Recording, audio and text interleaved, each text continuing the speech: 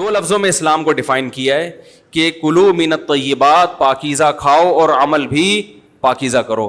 تو جو اصل بات میں یہ محرم ہی کے حوالے سے یہ آیت کا میں نے انتخاب کیا تھا کہ جب آپ پاکیزہ کام کریں گے اور پاکیزہ کھائیں گے تو اس سے آپ لوگوں کو اچھے لگیں گے اور لوگوں کا دل چاہے گا کہ آپ جیسے بن جائیں. سمجھ میں آ رہی بات؟ ایک مثال دیتا ہوں. دیکھو کوئی بھنگی ہو جو بیچارہ ہر وقت گندگی میں رہتا ہو, اسے آپ سمجھائیں کہ یار اچھی زندگی گزارو, صاف ستھرے ہو جاؤ. آپ نے کسی دن اس کو نہلا دیا, بہترین کپڑے ڈیٹول سے نہلایا, سروس کروائی, کیونکہ ظاہر ہے وہ اتنے دنوں سے ایک کام کر رہا ہے تو وہ سروس کے بغیر دھلے گا نہیں. سروس کروائی آپ نے اس کی, خوب نہلا دھلا کے اس پہ اسپرے چھڑک دیا آپ نے, اور 3 دن تک کنٹینیو یہی کام کیا, تو آپ مجھے بتاؤ اس کو برا فیل ہوگا یا اچھا فیل ہوگا؟ کہے گا یار بڑا مزہ آیا. اس کے دل میں اپنے کام سے نفرت پیدا ہونا شروع ہو جائے گی. تو اچھی چیز میں, اچھی طہارت میں, پاکی میں اللہ نے اٹریکشن رکھی ہے. جیسے صاف ستھرا آدمی اچھا لگتا ہے یا گندا اچھا لگتا ہے؟ صاف ستھرا اچھا لگتا ہے. تو صاف ستھرے اعمال والا بھی انسان کو اچھا لگتا ہے. تو اللہ تعالیٰ نے اسلام کو جو ڈیفائن کیا 2 لفظوں میں, اچھا کھاؤ اور عمل اچھا کرو. کیا مطلب؟ ایسا کام کرو کہ غیر مسلم تمہاری طرف مائل ہوں کہ یار یہ بڑے اچھے ہیں. تو کوئی ایسی رسم اسلام میں جس کو دیکھ کر وحشت ہوتی ہو, اس کا مطلب ہے وہ اسلام بولو بھائی نہیں ہے.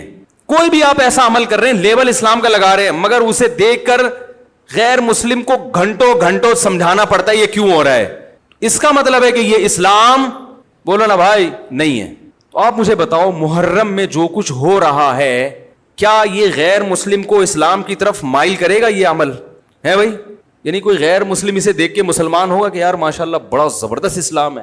افسوس ہمیں اس پر ہے کہ دیکھو جن کا مسلک ہے, جن کا فقہ ہے, وہ جو کچھ کر رہے ہیں انہیں کرنے دو. اپنے بارے میں یہ فیصلہ کرو کہ ہم سنی ہیں یا شیعہ ہیں. فرقے شروع سے چلے آ رہے ہیں نا, شیعہ اور سنی, ختم کرنا تو ممکن نہیں ہے. تو حضرت عیسیٰ علیہ السلام جب نازل ہوں گے تو تلوار کی زور سے تمام فرقوں کو ختم کر دیں گے. تو جو کام عیسیٰ علیہ السلام کا ہے وہ خود کرنے کی کوشش نہ کرو, جو حضرت مہدی کا کام ہے وہ خود کرنے کی کوشش نہ کرو. ہم کسی فرقے کو ختم نہیں کر سکتے, لیکن ہم اپنے آپ کو ڈیفائن کر سکتے ہیں. ہم یہ بتا سکتے ہیں کہ ہماری رائے میں صحیح کیا ہے. تو میرے بھائی, نبی صلی اللہ علیہ وسلم نے فرمایا 73 فرقوں میں سے ایک جنتی ہے. تو یا تو ادھر چلے جاؤ, یا بولتے کیوں نہیں, ابھی نہیں بول رہے تو پھر عمل کیسے کرو گے, یا تو پورے ادھر چلے جاؤ یا پورے ادھر آ جاؤ. مجھے خدا کی قسم اس پر کوئی اشکال نہیں ہوتا کہ شیعہ لوگ ماتم کیوں کر رہے ہیں, شیعہ لوگ یہ سب کچھ کیوں کر رہے ہیں, وہ جو ہے وہ مرثیے کیوں پڑھ رہے ہیں. مجھے اس پر اشکال نہیں ہوتا. ان کے دلائل ہوں گے ان کے پاس, ان کے علماء ان کو بتاتے ہیں. وہ کب کہتے ہیں کہ ہم سنی ہیں, وہ کب کہتے ہیں کہ ہم صحابہ کو حجت سمجھتے ہیں. ایک چیز کا انہوں نے دعویٰ ہی نہیں کیا تو ہم ان پر وہ کیوں تھوپے ان کے سر پہ. لیکن میں آپ کی بات کر رہا ہوں, میں ان لوگوں کی بات کر رہا ہوں جو اپنے آپ کو سنی کہتے ہیں. تو بھائی پھر سنی ہو تو جو اہل سنت والجماعت کے جو چاروں مکاتب فکر ہیں, حنفی, مالکی, شافعی, حنبلی, اہل سنت کے ہیں نا, ان کی کتابوں میں کہیں بھی اس طرح کی کوئی چیز بولو بھائی نہیں ہے. ماتم کرنا اہل سنت کے ہاں جائز نہیں ہے. نبی صلی اللہ علیہ وسلم نے میت پر چیخو پکار کرنے کو حرام قرار دیا ہے. نوحہ کو جو میت پہ رونا پیٹنا ہوتا ہے, گریبان چاک کرنا, اس عمل پر آپ صلی اللہ علیہ وسلم نے لعنت فرمائی ہے. صحیح بخاری صحیح مسلم کی حدیثیں ہیں. حضرت جعفر طیار رضی اللہ تعالی عنہ نبی کے سگے چچا زاد بھائی, میدان جنگ میں شہید ہوئے, 4 بیویاں بیوہ ہوئی ہیں, چھوٹے چھوٹے بچے یتیم ہو گئے. آپ نے ان کی بیویوں کو زور سے رونے کی اجازت نہیں دی. اتنا غضبناک ہوئے جب وہ باز نہیں آئے, آپ نے فرمایا ان کے منہ پہ خاک پھینک دو. حالانکہ بیوہ ہوئی ہیں, قابل ترس ہیں, لیکن چیخ کے رونے کی اجازت, حالانکہ وہ تو اہل بیت میں سے تھے. حضرت جعفر طیار ظلماً شہید ہوئے تھے. ہماری نظر میں حضرت حسین رضی اللہ تعالی عنہ کا قتل کربلا میں یہ تاریخ کا بدترین ظلم, اس لیے بدترین ظلم کہ آپ غیر مسلموں کے ہاتھوں شہید نہیں ہوئے, بلکہ ان لوگوں کے ہاتھوں شہید ہوئے جو اپنے آپ کو مسلمان کہتے تھے, اور مسلمانوں کی قیادت اس وقت ان کے ہاتھ میں تھی, حکومت ان کے ہاتھ میں تھی.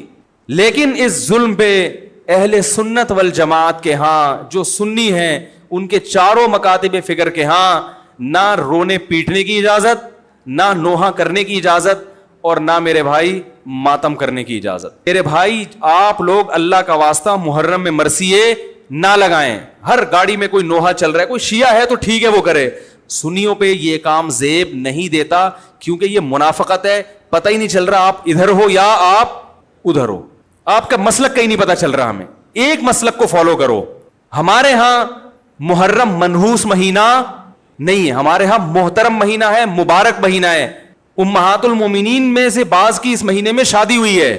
ہم شہادت کو نحوست نہیں سمجھتے. 10 محرم پہلے سے مبارک تھا, حضرت حسین کی شہادت کی وجہ سے اور مبارک بن گیا, منحوس نہیں بنا. شہادت مبارک عمل ہے, منحوس نہیں ہے.